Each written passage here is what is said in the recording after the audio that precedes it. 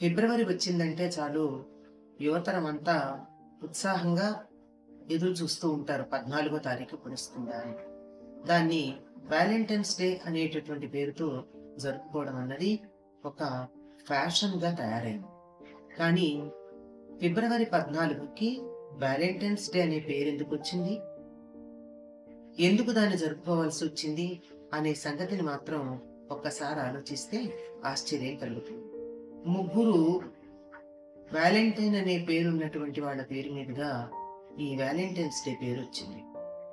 ఒకరు క్రీస్తు శకం 270వ సంవత్సరంలో క్లాడియస్ అనేటటువంటి రోమన్ రాజు చేత ఉరి తీయబడినటువంటి మతాధికారి వ్యాలంటైన్. ఆ రోజుల్లో బర్బర్లు అనేటటువంటి ఆటవిక జాతి వాళ్ళు, బగబుడ్లు అనేటటువంటి సంఘ విద్రోహక శక్తులు బాగా రాజుని బాధ పెడుతూ ఉంటే సైన్యం అవసరం ఎక్కువైపోయి యువకులందరినీ కూడా సైన్యంలో చేరమంటే ఎక్కువ మంది చేరలేదుట. కారణం ఏమిటా అంటే భార్య పిల్లల్ని వదిలిపెట్టి రావడం మాకు ఇష్టం లేదు అన్నట్ట. అందుకని పెళ్లిళ్ళే చేసుకోవద్దు అని చెప్పి ఒక నియమం, ఆయన ఒక ఆజ్ఞ జారీ చేశాడు. అయితే ఎంతకాలం అని పెళ్లిళ్ళు చేసుకోకుండా ఉంటారు వయసు వచ్చిన వాళ్ళు? ఈ మతాధికారి వ్యాలంటైన్ అనేటటువంటి ఆయన రహస్యంగా రాజుకు తెలియకుండా వివాహాలు చేస్తూ ఉండేవాట. ఆ సంగతి తెలుసుకుని ఆయన్ని 270వ సంవత్సరం ఫిబ్రవరి 14వ తారీఖున ఉరి తీయడం జరిగింది.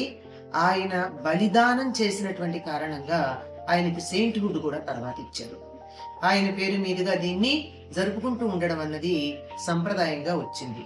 అలాగే ఇంకొక వ్యాలంటైన్ అనేటటువంటి ఒకానొక మతాధికారి, ఆయన్ని రాజు మతం మార్చుకోమంటే మార్చుకోకుండా రాజునే మార్చే ప్రయత్నం చేసిన సందర్భంలో చెరసాలలో పెట్టాట.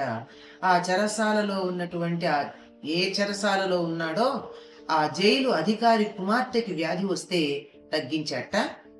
ఆ సందర్భంలో ఈయన్ని మళ్ళీ ఫిబ్రవరి 14ను ఉరి తీస్తూ ఉంటే ఆ అమ్మాయి ఒక లేఖ రాసిందట ఉరి తీసే సమయానికి, నీ వ్యాలంటైన్ అని ఆయన మీద తనకున్న అభిమానాన్ని ప్రకటించుకుంటూ. అలా ఇంకొకటి, ఆ తర్వాత పోప్ గిలాఫీన్ అనేటటువంటి ఆయన ఈ వ్యాలంటైన్ పేరు మీదుగా ఉత్సవాలు జరపడం, దాన్ని పవిత్రమైనటువంటి విందుగా పయస్ ఫీస్ట్ అనేటటువంటి పేరుతో జరుపుకుంటూ ఉండేవారు, చాలా పవిత్రంగా. చాసర్ కాలం తర్వాత ఈ వ్యాలంటైన్స్ డే జరుపుకోవడంలో శృంగార ఛాయలు సోకటం మొదలుపెట్టాయి.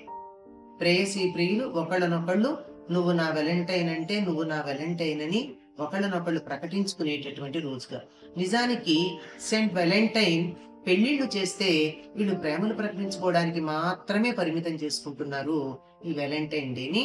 1992 తర్వాత భారతదేశంలో ఈ వ్యాలంటైన్స్ డే అనేది జరుపుకోవటం మొదలైంది. అంతకు ముందు మన దగ్గర ఎంతగా లేదట. ఊరికే ఆంగ్లంలో ఉన్న నవలలో ఇవి చదువుతున్న వాళ్ళకి తెలిసే గాని దాని గురించి ఎవరు కూడా మనం పాటించటం లేదు. ఇది పాటించటానికి కూడా వ్యాపారవేత్తలే కారణమని, తమ వ్యాపారాలు పెంచుకుంటూ ఒకళ్ళకొకళ్ళు బహుమానాలు ఇచ్చుకోవడం వల్ల వ్యాపారం పెరుగుతుంది గనక అట్లా చేశారనేటటువంటి ఒకనొక మరి వాదో అపవాదో మాత్రం లోకంలో ఉన్నది. కనుక వ్యాలంటైన్స్ డే అనే దానికి వెనక ఉన్న అర్థం తెలుసుకుంటే ఈ రోజుని ఎలా జరుపుకోవాలో తెలుస్తుంది. నిజానికి ప్రేమ ప్రకటించడానికి ఒక్కరోజు సరిపోతుందా? జీవితం అంతా కావాలి కదండి ప్రేమ ప్రకటించుకోవడానికి. అటువంటి ప్రేమ పుట్టడానికి ఈ రోజును మొదలు పెట్టుకుంటే బాగుంటుంది.